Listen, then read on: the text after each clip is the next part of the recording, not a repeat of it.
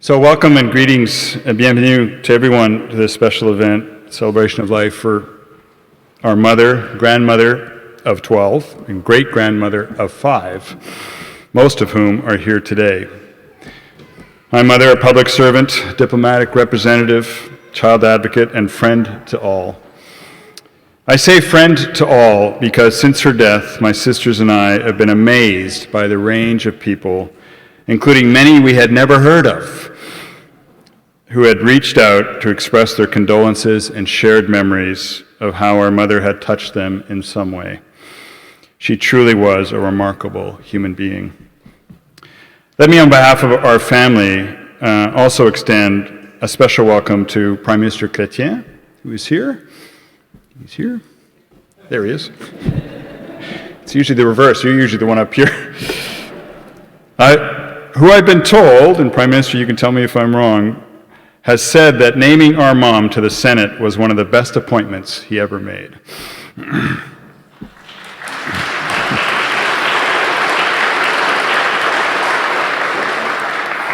Also thanks to Carleton University, who own this facility, for their support and assistance, and of course Mum's long association with Carleton is well known, headlined by the Landon Pearson Resource Centre for the study of childhood and children's rights, which I think she cherished almost as much as her own family.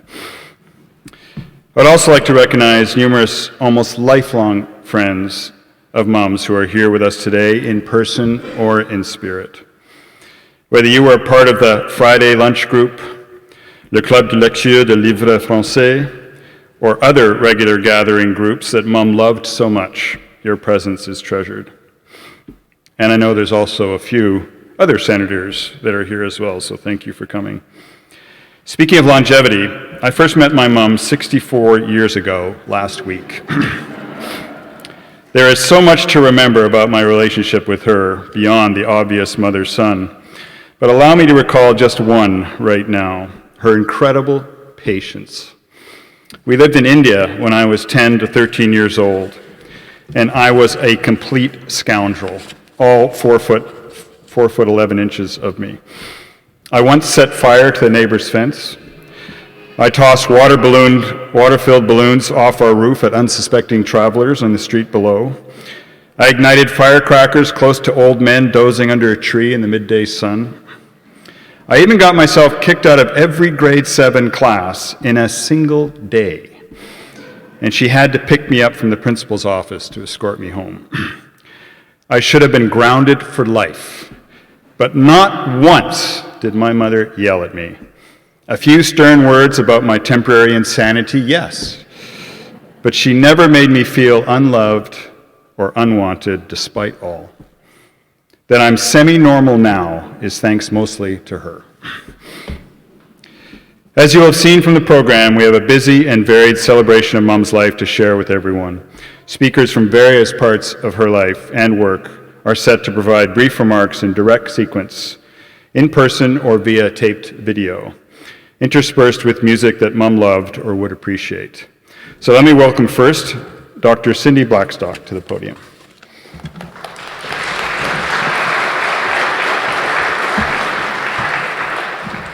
What a great honor to be here on unceded Algonquin territory on this sacred day of a sacred person.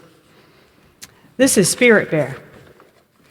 He represents all the First Nations children, but all of the non-Indigenous children who stood with them for justice during the long proceedings of the Canadian Human Rights Tribunal.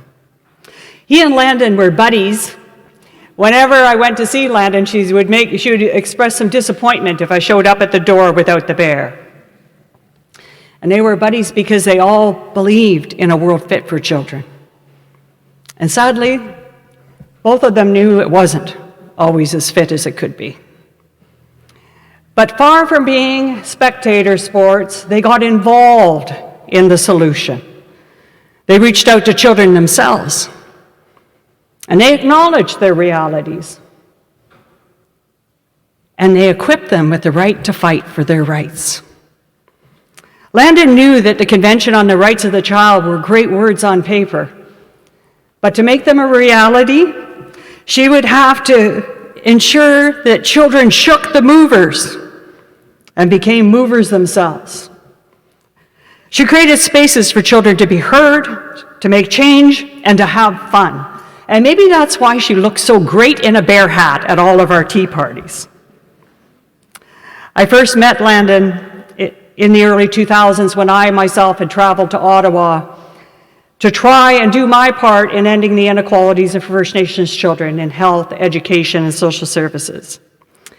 And I followed a well-trodden path up Parliament Hill, and I met a lot of parliamentarians. Many were very polite, but they were also very dismissive. I'd almost given up when I heard about this person named Landon Pearson. I thought I'd give it one more try. And her curiosity, her passion, and her love were so striking to me that I have forever an imprint of her office about where she was sitting. Almost in amazement that this was a person who was going to ask questions. And when I left, I wasn't too sure she'd follow up, but it wasn't too long before I heard she was off to Northern Ontario to visit a First Nations reserve to talk to the children. The last 20 years of her life were some of the best years of mine. She was often the first person to show up for children and the last person to leave. She joined children on Have a Heart Day, she came to the tribunal hearings, and she saw justice of all for kids. I am so forever grateful for that. And still, the most special times for me were having tea and cake in her kitchen, catching up on everything from politics to poetry and another great idea on how to make the world fit for children. And during these visits, there would often be a third or a fourth plate set for her many grandchildren or children, or for her many loving and dear friends. Because for Landon, there was always an extra plate at the table for someone to make the world fitter for children, to feel loved, to feel honored, to feel like they can do something bigger than themselves. I'm grateful to her family for so generously sharing Landon with all of us, for the world's children and with Spirit Bear and with me. And First Nations children are grateful too. You know, with all of our collective efforts and those of First Nations folks who came before, we're getting close now to raising a generation of First Nations children who don't have to recover from their childhoods. And that's a legacy that Landon stands in. So during the pandemic, First Nations children aged 6 to 16 years of age from Carrier Second Aid Child and Family Services, they wanted to write a theme song for Spirit Bear. And Landon loved it, of course. So I took it over to her at her house, and she held Spirit Bear and listened to the lyrics. You're going to hear the word Saszal. That means Spirit Bear. And today, these children sing it for Landon.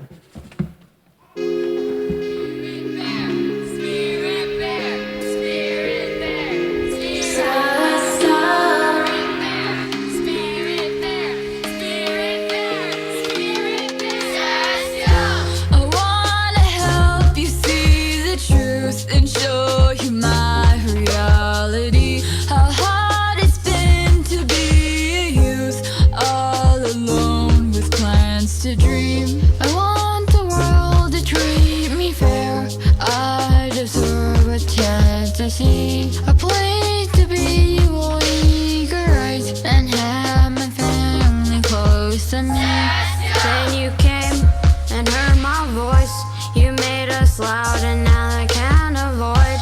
We have a heart, we have a dream. Now sing with me. So sing the Spirit Bear. We sing the Spirit Bear. So we sing the Spirit Bear. We sing the Spirit Bear. So we wanna see a world that is fair, where we can dream, where we can share a love we know is there, and sing the Spirit Bear. I'm about to be brave and to never trust fear. I want to feel safe and I want you all here. We came to celebrate in the name of Spirit Bear. We want you all to listen and the mission is to care. All the children want to share and they really need to change, cause history has shown no, not you did the the same. Believe there is a place where the teachings will be made. Find spirit in your heart when you're speaking on His name. It's sad what we've been through, enraged by injustice. It's time that we show you how strong our love is. I have determination, fight for more fairness, stand as a nation, and join us in caring.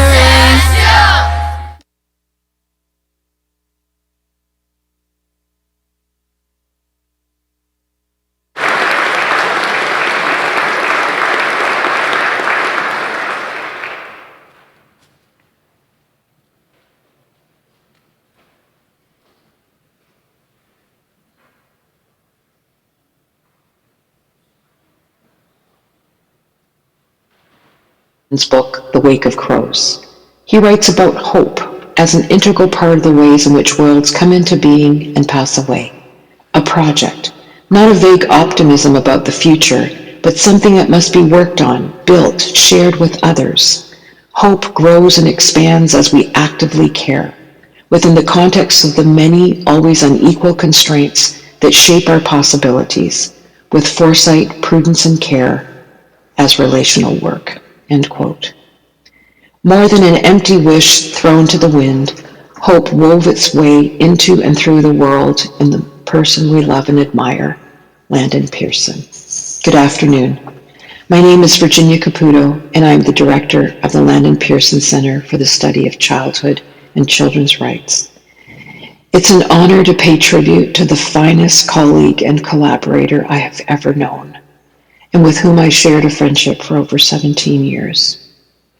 To Landon's children, beloved grandchildren and great-grandchildren, my heartfelt condolences.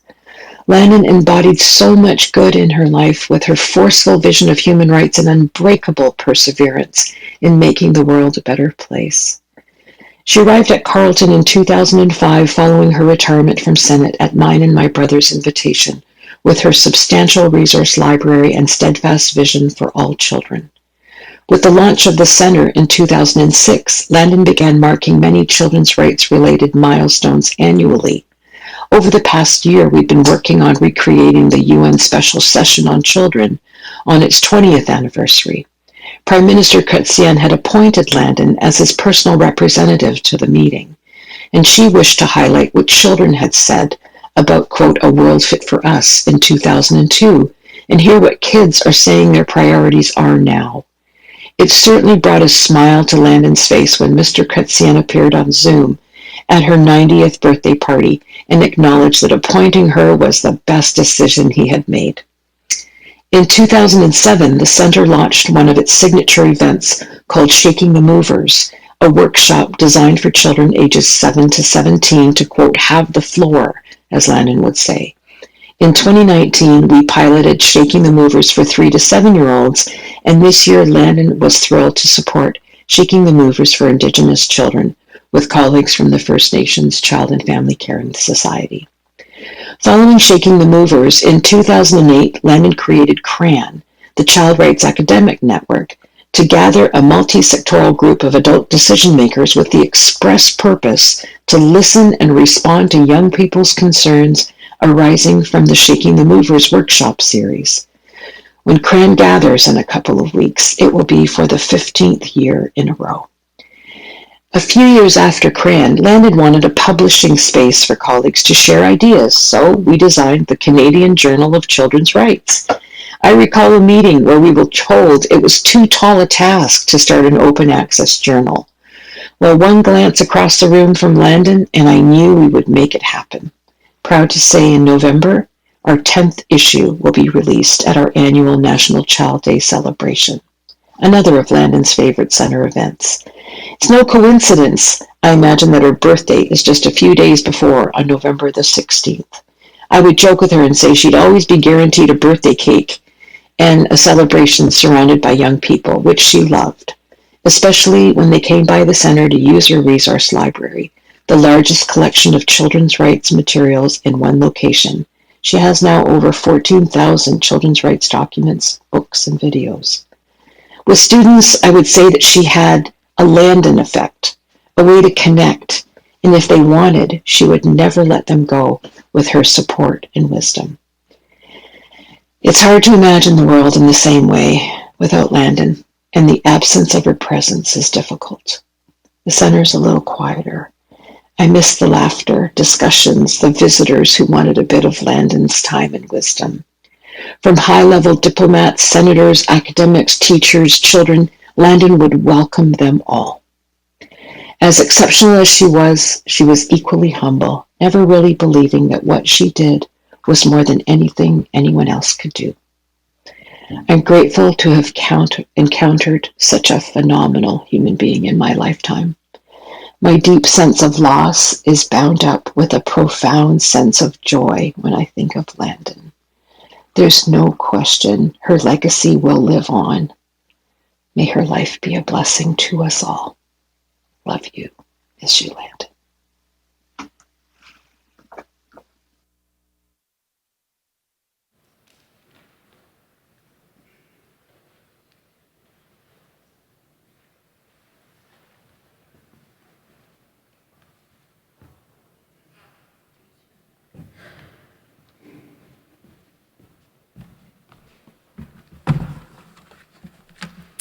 Hi, everybody. My name is Daniella Bendo, and I'm honored to be here today. And I'd like to start by thanking the Pearson family for the opportunity to honor and celebrate Landon Pearson, an extraordinary woman that has made a difference in so many of our lives and in so many different ways. But one area that I'd like to reflect on today is the role that Landon has had as an inspirational, impactful mentor. I'll never forget the first day that I met Landon Pearson. During that first encounter in her center, Landon and I spoke about our mutual interests, among many other things. And right before I left, we were talking about the complexities that many children and young people face. And Landon said to me, you know, sometimes all it takes is one person to make a difference.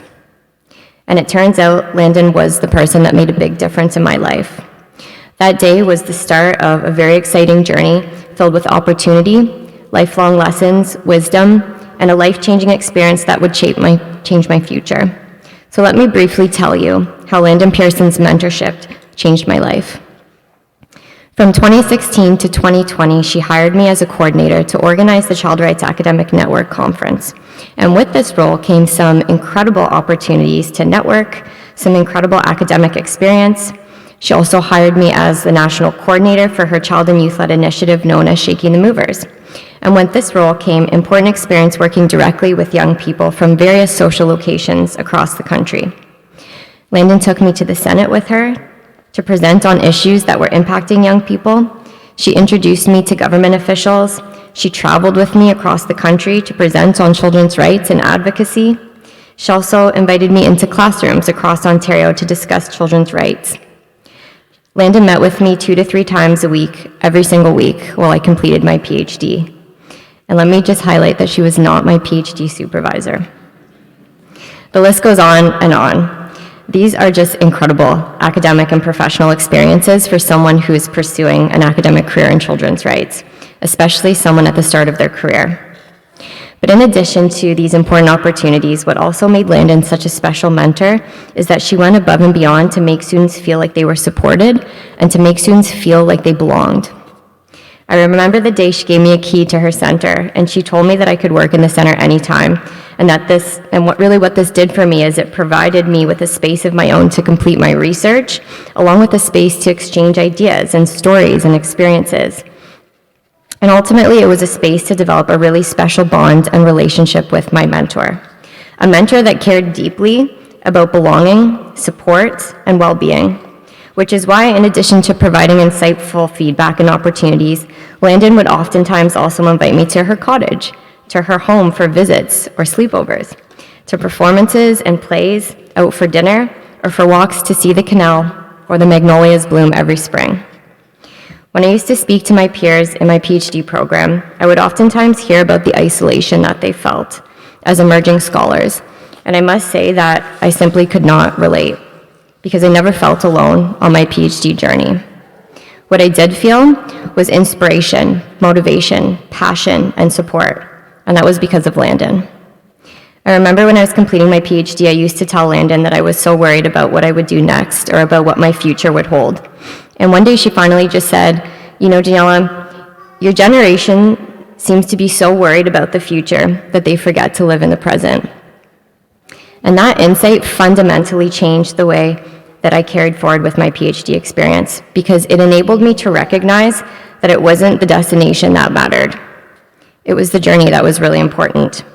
I feel so extremely lucky to have had Landon Pearson in my life as a mentor, as a teacher, and as a friend, because without her mentorship, I'm not sure I'd be where I am today.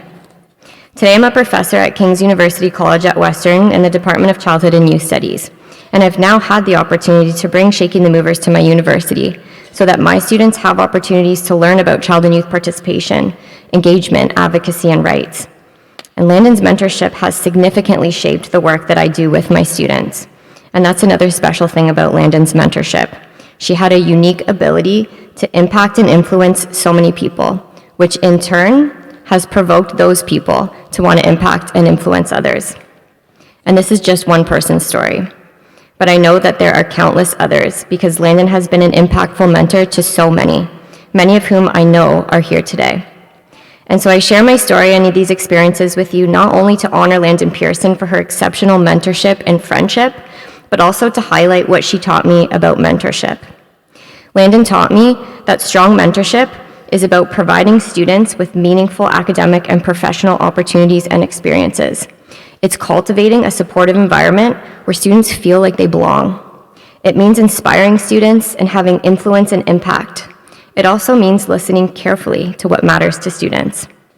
And what Landon showed me is that all of this is achieved by building trusting and supporting relationships. Being a good mentor means always remembering that sometimes all it takes is one person to make a difference, and mentors can make a significant difference. So Landon, thank you for your mentorship and friendship. It has had a significant impact on people's lives across the world. Your legacy will live on forever. Thank you.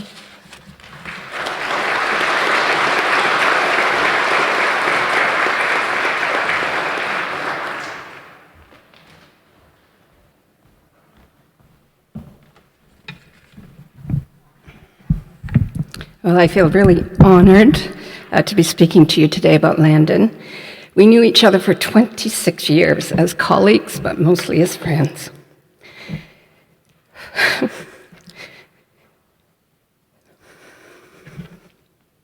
I wanted to tell you funny stories that we shared, but when I recounted them to friends, it became quickly apparent that you had to be there. They were only funny to Landon and I. Those are my favorite memories. We met in Saskatchewan at a gathering of all provincial child advocates. The topic of discussion was the use of mechanical restraints for incarcerated youth.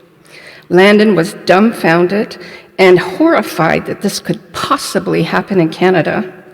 I was surprised that she was a bit naive, but she was eager as always to be enlightened. This is how our relationship began. She was the Senator for Children, and I was Ontario's child advocate. Together, we would try to double our power in being a force for kids. Early in our relationship, Landon traveled with me regularly to 15 remote First Nations in Northern Ontario. The extreme poverty and deprivation we witnessed in these communities was matched by the humility, warmth, and humor of the people. The laughter they shared and evoked in us touched us very deeply. On these trips, Landon spoke passionately elder to elder. This endeared her to the communities. One male elder even invited her on a date. It's one of those funny stories where you really had to be there. We gathered stories together from these elders. We simply transcribed them into a book, Tabakamoan, which means an ode to Cree in the not-too-distant past. We recorded their words, their experiences, Canada's history. When we traveled north, we always had to share a room. We talked deep into the night. She always fell asleep first, snored like a bear. I never slept on those trips. Frequently, when I visited her in her home, we rose early, we trekked down to the kitchen, we sipped coffee, we pored over the Globe and Mail, always in our pajamas. Around 4 o'clock, we each thought, well, it might be time to get dressed. We looked at each other and said, nah, and stayed in our pajamas for the rest of the day. We always got our conversations about our health issues, current events, and work out of the way and moved quickly on to relationships. For example, relationships in her family of origin. We drove to London to see her family home. Or her history with the Pearson family. She actually babysat Justin Trudeau. Now there's a funny story for you. Or her relationship with her husband. We often visited her grave in Wakefield, visited his grave, in Wakefield, which triggered many wonderful memories for her. She spoke most frequently, however, about her children and her grandchildren. Her pride, her fondness, and her concern were deeply embedded in her soul. Landon was always intrigued and curious to figure out the things she didn't quite understand in relationships. I know she saved these intimate and personal conversations for us to ponder together. Such a privilege for me. One of the most memorable moments was when I visited Landon in the hospital last October. When I walked in and she was lying in bed, I actually thought she was dead. She was so still, and she wasn't snoring. I sat there, she opened one eye, then the other. She spoke my name, she sat up, and we were off to the races again. We laughed and giggled until we were told to be quiet by the nurse. She had a couple more relationships she felt compelled to unpack and piece back together in a way that finally made sense to her. When she felt content, she fell back to sleep. That was the last time I spent with Landon in person. Landon was thought-provoking, insightful, warm, a relational woman who was generous with her spirit and her time. She will always be in my not-too-distant past, in my not-too-distant past. I miss her terribly.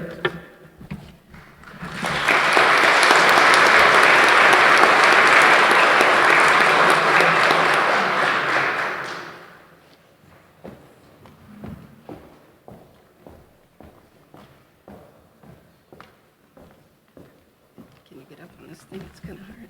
That's okay. Yeah. Thank Okay. you. Yes. Thank you.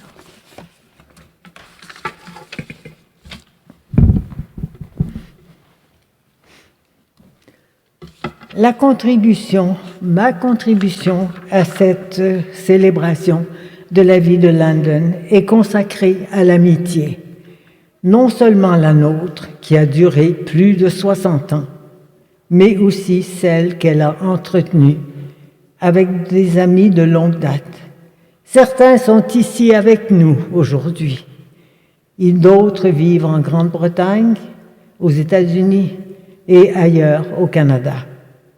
Témoin d'une vie passée, en bonne partie, au service de son pays, à l'étranger.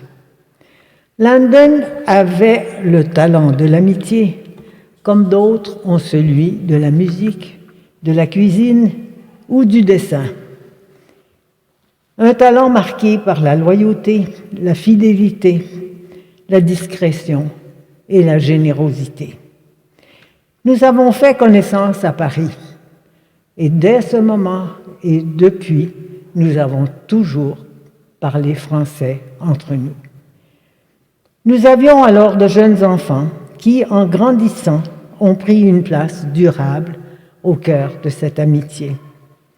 Nos familles propres y ont figuré de plus en plus avec le temps qui apporte maladie, décès et chagrin.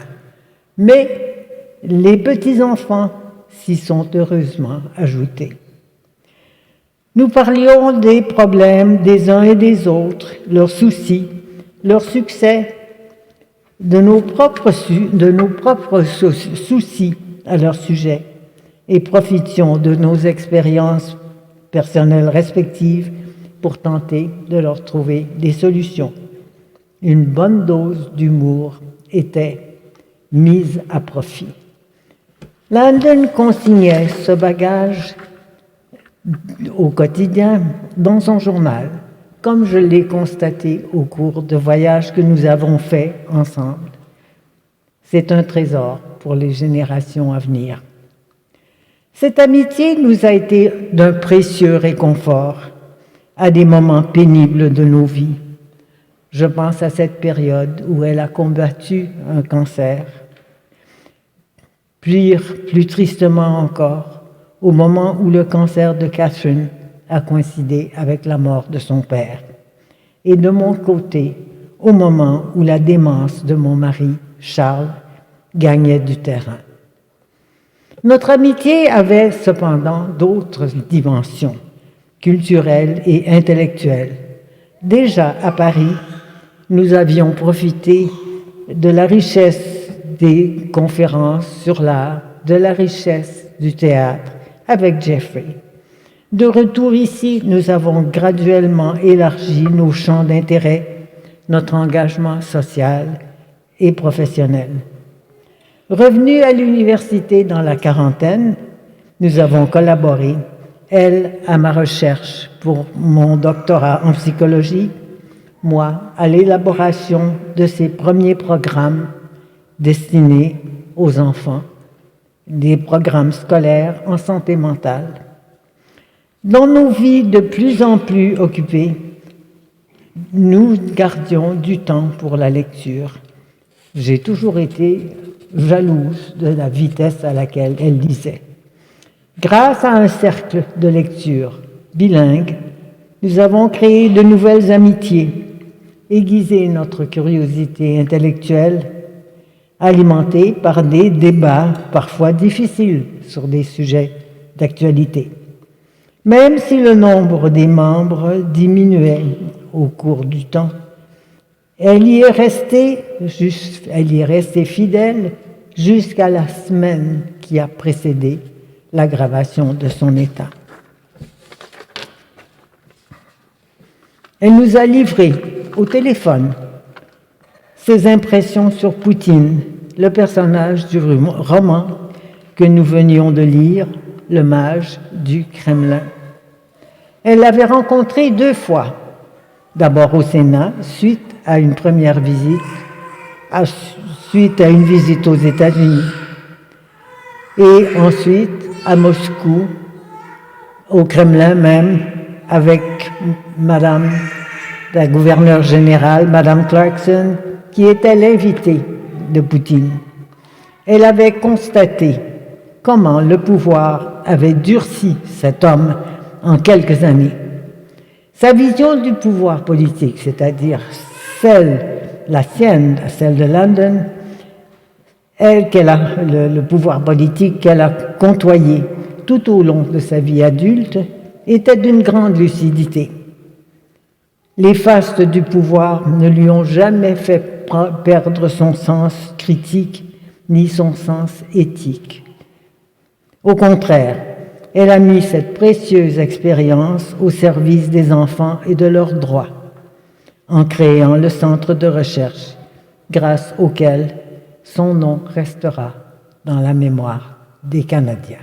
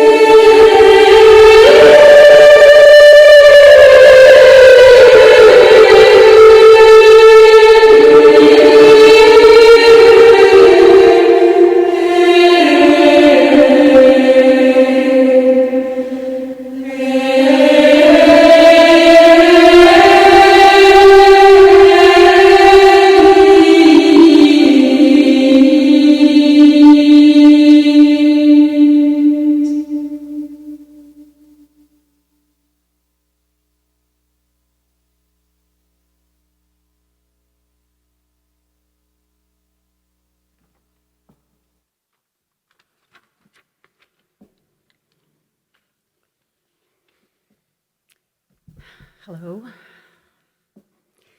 This afternoon, I have a few brief minutes in which to celebrate the life of our extraordinary mother. I know that my sisters and nieces who will speak after me will add to the portrait of her with their own words and memories. To begin these personal reflections, I chose two words that describe her and her legacy to me and to us: curiosity and connection. First, connection. One of the greatest gifts that Mom passed on to all of us, along with her great-grandchildren,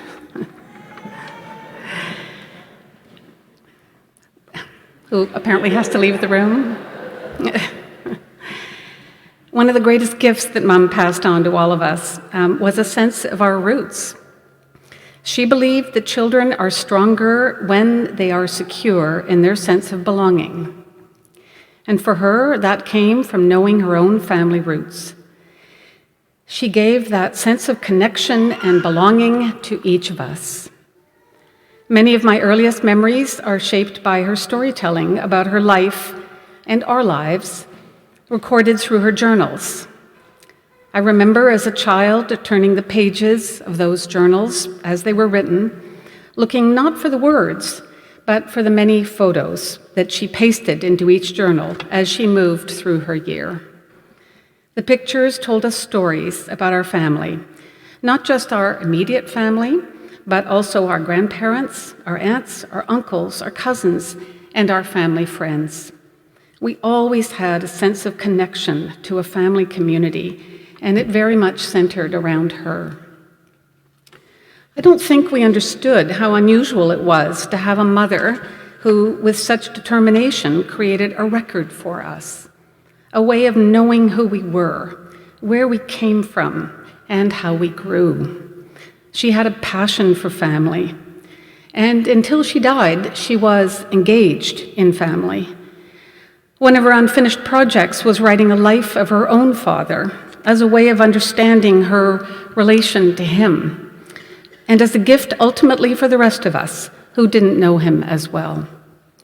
Her journals were her source, along with her own memories.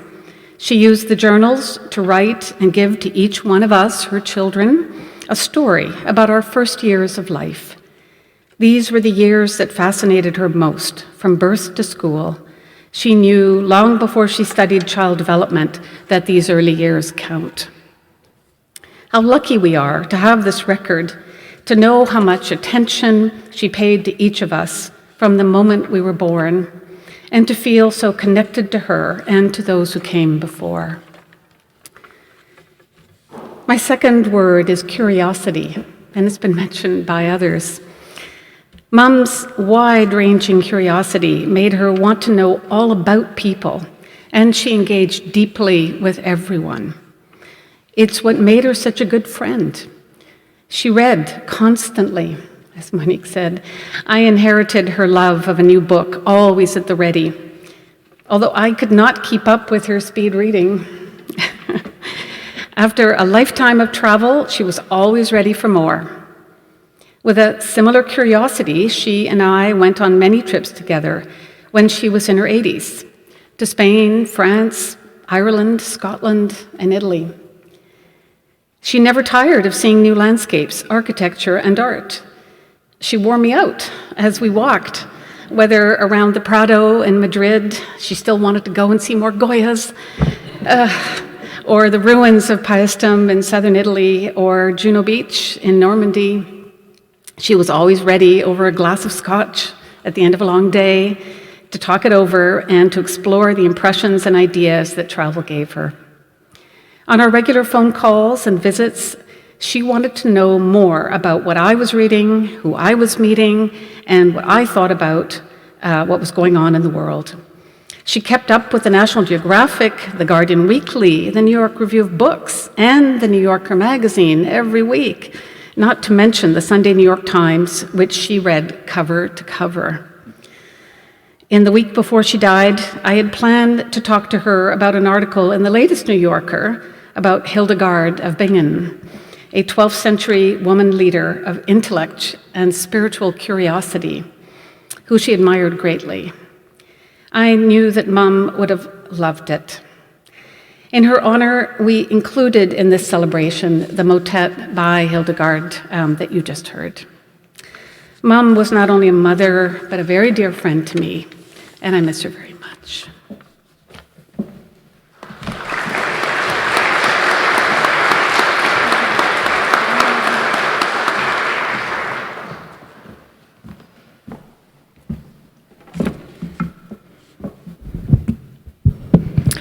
Good afternoon. I think we should have mentioned in invitations to you to bring a pillow.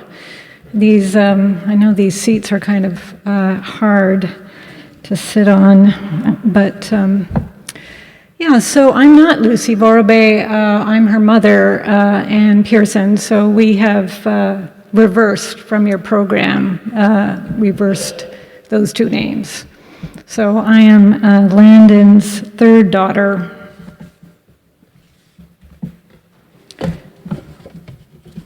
Strange, too, that though I was involved in putting this program together, it just hit me as I was seeing everyone up here before and now.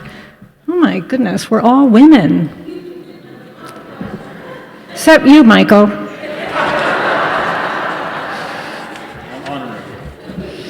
Yeah, and I think that was pretty much Michael's experience growing up in a...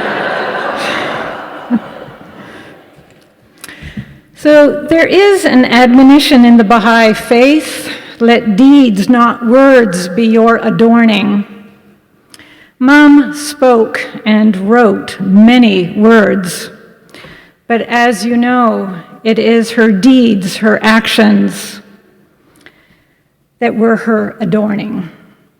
In 1972, after we had returned from 3 years in India, my father had a sabbatical at UBC, and my mother enrolled in a course for which she wrote an essay called The Bhagavad Gita as Normative Ethics. What the title indicates is that for her, spirituality had to be centered in ethics and ethical precepts translated into actions.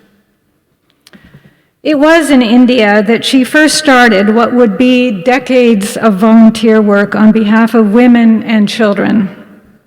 It was in India that she explored so-called Eastern spirituality, Asian spirituality, inviting a Hindu guru to come to our home in New Delhi to give talks on the Gita. It was in Vancouver that she met Desmond Kimmitt, an Anglican priest who would become a spiritual mentor to her as she struggled to define who she was and what the next chapter in her life would look like. She'd been a happy child, a very capable and keen student throughout her schooling. And here I'm going to pause for a second and add something that I hadn't prepared in my remarks until Patricia discovered this 2 days ago as we were going through the mountains of papers in my mother's house. And this particular paragraph I'm going to read from is from a psychological report that was done for my mother when she was 20 years old. We have no idea what the circumstances were. Perhaps her parents insisted that she have this report done before she'd already graduated from Trinity College with a BA in philosophy at this point. So she's 20 years old, she's fiercely in love with my father and wants to zip over to Oxford to be with him. And so maybe her parents insisted that that she, make sure that everything was okay, that she was mentally prepared for this, whatever it would be. So this is 1951, she's 20 years old, and this is just the first paragraph in this extraordinary psychological report that was prepared by a Margaret Lebas. And so this is what it says. An extraordinarily high range of intellectual ability is shown in this girl's record, together with a very vivid imagination and much creative faculty. Her attention is focused to a considerable degree upon detail, and perfectionistic ways of thinking are evident. When she does bring herself to organize, however, she does so extremely well, but prefers to give her planning new and original twists and is not, at the moment, intrigued with the merely obvious and usual. And the rest of it is just amazing. It's amazing that at age 20, this psychologist was able to capture so much of what my mother, who she was even then, and who she continued to be as she evolved and grew and developed in such extraordinary ways. So just to go back to my own remarks, she'd been a happy child, a very capable and keen student throughout her schooling, graduating from Trinity College, as I said, with a degree in philosophy. And by the way, she came almost the top of her class. And did any professor suggest she go to graduate school? No.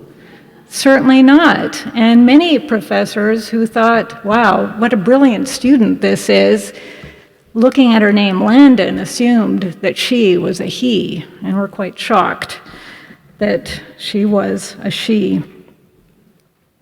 So she was fiercely in love with my father. She became a diplomat's wife and then a mother. And during these very busy years, she nevertheless dove into learning whatever she could about the country we were posted in, its culture, its history, its languages.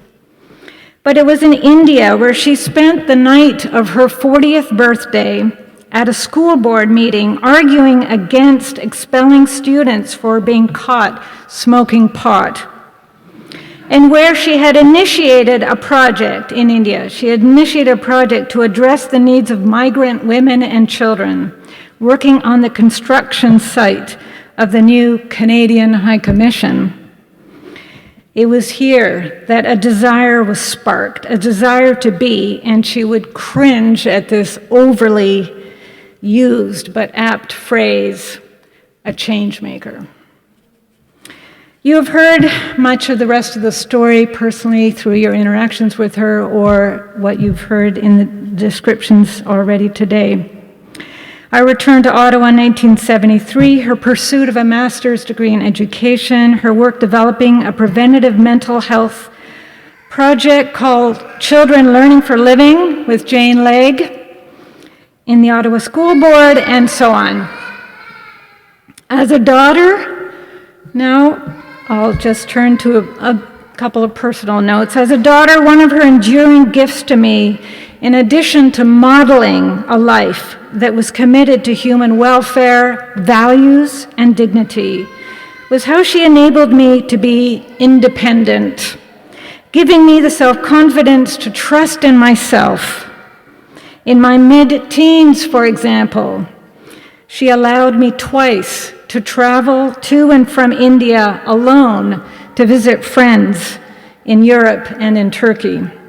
And when I decided to travel alone for 5 months in Europe after high school, I could feel her encouraging presence all along the way, and this before any email messages were possible. Mind you, I was not an easy teenager, and here I'll just mention that, and I think we got a sense of that from my brother Michael, that Mom never demanded a curfew nor grounded us when we misbehaved as adolescents. Instead, we were subjected to the dreaded talk. She would sit us down and make us confront our own actions, spell out the consequences on ourselves and others, and make us understand the moral failures of our choices. It was very effective. As I matured, however, I just so loved being with my mother at museums, galleries, and at concerts, talking about art, music, religion, about current affairs, and her work. I felt challenged to be on my toes, to think carefully, to look at different angles. In other words, our conversations were rarely banal. Her mind was just too lively, too well-informed for that. Mom was all told, a joyful person with, as she put it, a zest for life. She clung to hope, its capacity to support a vision of positive, transformative change. And that isn't to say, of course, that she was not deeply troubled by many events in the world. The war in Ukraine she found particularly hard, given her important connections with Russia, its people, and its culture. And she was only too aware of the physical and psychological impacts of war on children. She was also devastated by the untimely passing of our sister Catherine 15 years ago, an abiding pain that remained with her to the end of her life. Still, you cannot act without hope, and she did, and with profound generosity. We've lost a brilliant connective orb in our life. Mom, you often remarked how much children can do for themselves if only we, adults, provide the necessary means. Well, you did that for us. Thank you from the depths of my heart for the model you offered, for all that you've given to us, your children, your grandchildren, to the children of the world. I love you.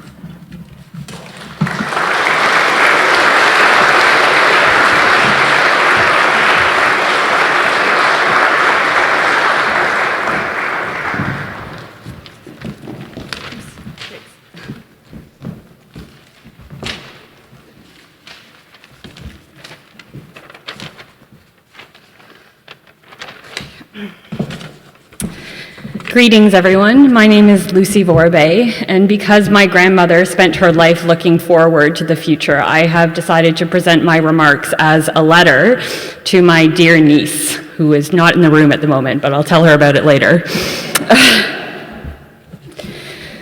So, to my dear niece, Olivia, you never met your great-grandmother, the truly legendary Landon Pearson. But my granny meant the world to me. And so as part of this family, there are some things I want you to know about her. Her eyes would have sparkled when she met you. Granny showed me the true meaning of unconditional love, and she saved her biggest heart for her family, and especially young ones. Had you met her, she would have been the one you went to learn all about your family history, to hear about what your cousins were up to, your aunts, uncles, and distant relations. She would have reminded you of the deep web of family that you are connected in and held close by. She also would have shown you that nothing should place a cap on your imagination of what is possible. She would have told you to ask questions about why butterflies come in all those different colors, and told you to squish the mud just to see what you could learn about it. She'd have shown you that age, young or old, is no barrier to a curious life.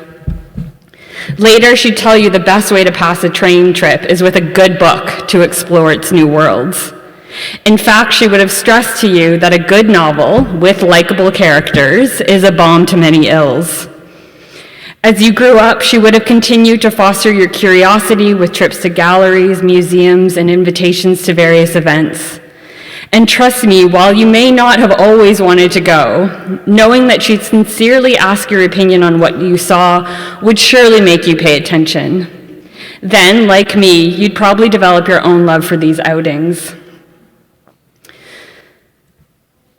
Knowing that she'd ask you sincerely what you thought about them. More importantly, you'd never forget the feeling of someone asking to hear your small but mighty voice. Regardless of her priorities, Olivia, she'd want you to choose the kind of person you wanted to be, and would want your deeds to be your passion. Through the inspiration of her life as a fearless and passionate trailblazer, she'd have shown you to accept no limitations, to be your own advocate. She'd have told you all about your rights, and she would have reminded you not to judge other people's journeys. She'd have shown you how important it was to understand others, to walk along with them. In so doing, she'd add so much more love into your life. Had you known her, she would have shown you just how to be a fierce, lifelong friend. If you were like me, Olivia, these experiences with Granny would have contributed to your interest in building a world full of community and connections, in which all people, no matter how big or how small, live a life of safety, dignity, and joy.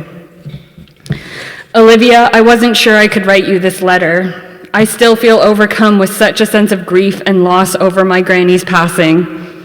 This caring, passionate, intelligent, vivacious woman who treads so many impressive paths and who has always been an inspiration to me of what I'm capable of.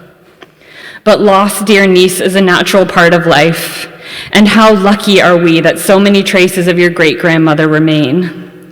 Olivia, you were born into a community unmistakably shaped by her love, curiosity, dedication, passion, and perseverance.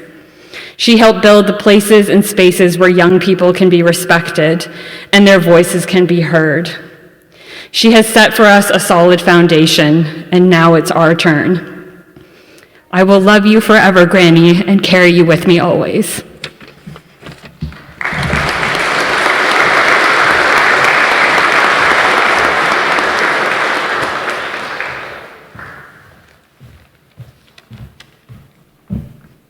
Hello, I'm also a grandchild of Landon. My name is Clara. Landon was my grandmother and also one of my very, very good friends. Despite our 66-year age difference, we were thick as thieves right off the bat. She was a wonderful friend to have, as I know many of you can attest. As a small child, despite knowing the gifts she brought would certainly be educational, it was a thrill to have her stay with us. She'd help me with homework that I would compare to child labor, and she wouldn't even roll her eyes. Her love and patience truly knew no bounds. In high school, I would ditch my friends to hang out with her, even if it meant going to a conference. And in adulthood, it was always a treat to visit her and watch The Secret Life of Bees, or Lemurs in Love, or whatever else was on PBS in her incredibly hot TV room at absolute max volume. Landon garnered respect, particularly with young people, by showing it first and unflinchingly to all. She saw the best in every person and situation. I so distinctly remember her addressing Trump with the entirely undeserved title of Mr. She couldn't quite bring herself to address him as president, but Mr. is still a very impressive show of restraint nonetheless. She showed respect to all that way, even though she loathed, on the principle that every and any person deserves such consideration. Or perhaps it's because she was married to a diplomat, who's to say. But she never judged or questioned her loved ones. She was always a soft place to land, an endless source of wisdom and support, and she called it as she saw it. She knew what was important intrinsically, when to fight and when to knock herself unconscious with a wooden spoon so she wouldn't snap at her children. She actually did that. She also had a very strong sense of right and wrong, but just as strong a sense of which rules could be bent. As such, the last thing she wrote to me was in a re-gifted Indigo gift card. She'd been given by a friend, and she was very concerned that the board Indigo employees would catch me using the gift card that wasn't mine. It had $21 on it. So in the sleeve, to back up our deception, she wrote, "To Clara, love Granny, enjoy." And we were partners in crime, comrades in arms with that card. I brought it to the Indigo by the Rideau Centre and attempted to buy a book that she might approve of, but of course, $21 in this economy only gets you a 2-inch pocket dictionary. Regardless, the greatest and last gift she ever gave to me was that card, and the sentiment that went with it. Enjoy. Enjoy your life, enjoy your moments, enjoy your people, enjoy the sun. Landon taught me that life will always be hard and scary and sad and weird, but there will also always be time to enjoy the good. So as she would say, for heaven's sakes, do enjoy. Enjoy as hard and as much as you can. You know she always did.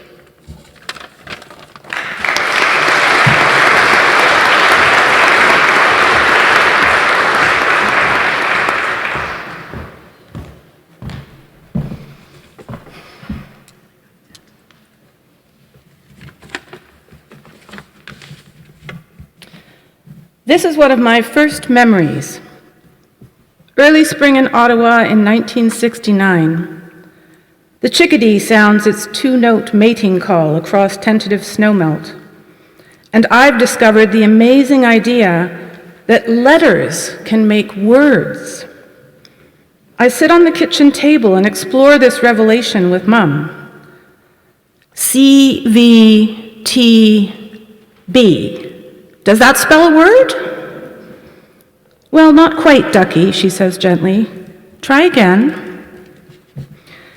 She stirs cheese whiz into casserole while musing, or so I assume in retrospect, about whatever she's been reading. Philosopher Paul Tillich's The Courage to Be, or perhaps an article by Gloria Steinem. Something feminist, or existential, or geopolitical. She's listening to me with all her love, but she's elsewhere too, engaged in becoming. A memory from 1974. Mum serving strawberries with sour cream and brown sugar at our Gatineau cottage, while I forge stories on scraps of paper. Give me one word to start, I prompt. So she offers badger, or sandbox. I write for 2 minutes, then she hands me a second word, which I try to swirl coherently into my tale. Meanwhile, she reads Annie Dillard's Pilgrim at Tinker Creek, that year's Pulitzer Prize winner that pondered mystical transcendence in fields of green. We are both, I think, feeling pretty involved in our respective quests. I want to say that these are flashbulb memories of my own child's voice finding agency and imaginative power. Yet I also know that she, at the same time and along an intimate parallel track, was beginning to honor her own immense and gracious intellect. There were never any aphorisms from Mum, no instructions that I'd find myself parroting later to my own children. Instead, she led by example. Mind you, she did once advise me that there's no use getting up on your hind legs about it. We both laughed in surprise. Where did that phrase come from? Her Southern belle mother Alice with her melodious Virginia accent? Otherwise, no. Mum didn't tell to me. She asked. She was interested in the world made new. In high school, my ability to storify got a little out of hand. I phoned her from a motel I was staying at illicitly with my boyfriend to offer casual and confident detail about the black flies swarming about at my friend Sarah's cottage. Mom bought this until she ran into Sarah's mother while shopping on Beechwood. Did she rise up on her hind legs about the deception? No. By this time she was getting more efficient, so she simply left a book called The Psychology of Lying on my pillow.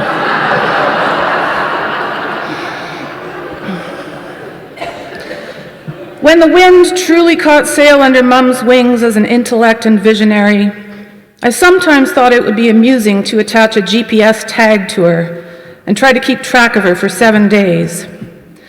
The signal's in Beijing. Wait, it's shifted to England. There it goes to a head injuries conference in Saskatoon.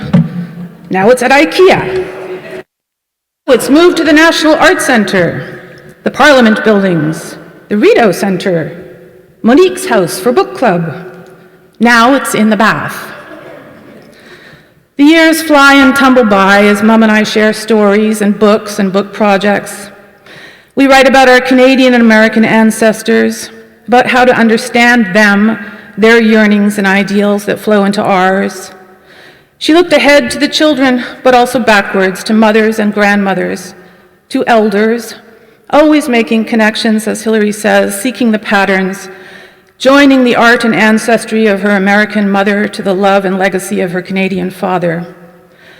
What made them who they were? What makes us? Only connect, E.M. Forrester urged. In her mind, there was always a great symphony of connection being created, with a dazzling number of notes. Right until the end, I can tell you because I was with her, she did not drop a single one.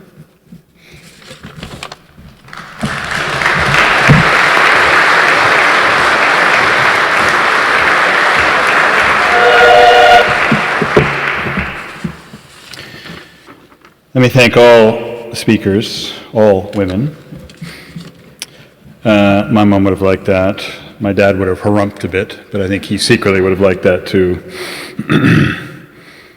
I also want to mention, for those of you that don't know, that a few weeks ago there were a number of tributes to my mom in the Senate. I think 8 senators. I was told that normally only 5 senators are allowed to speak and tribute to one of their colleagues who has passed on. So the fact that she had 8 senators speak, I think mostly women again. So if any of you are up at 3 a.m. and want to watch it on CPAC, feel free to do that. We're going to have a reception just across the hall here as soon as we're done, which is almost now. But we are going to finish by playing some music that my mom loved. It's called the Hymn of the Cherubim, choral piece by Pyotr Ilyich Tchaikovsky. This was chosen in honor of Mom's love for music and her appreciation of Russian composers. And don't be put off by the fact that it's by the USSR Ministry of Culture chamber choir. My mom may not have liked some Russian or Soviet politicians, but she always loved Russians. We think she would have enjoyed hearing this music or having this music played in the hall where she came so often to hear such great musical performances. Thank you.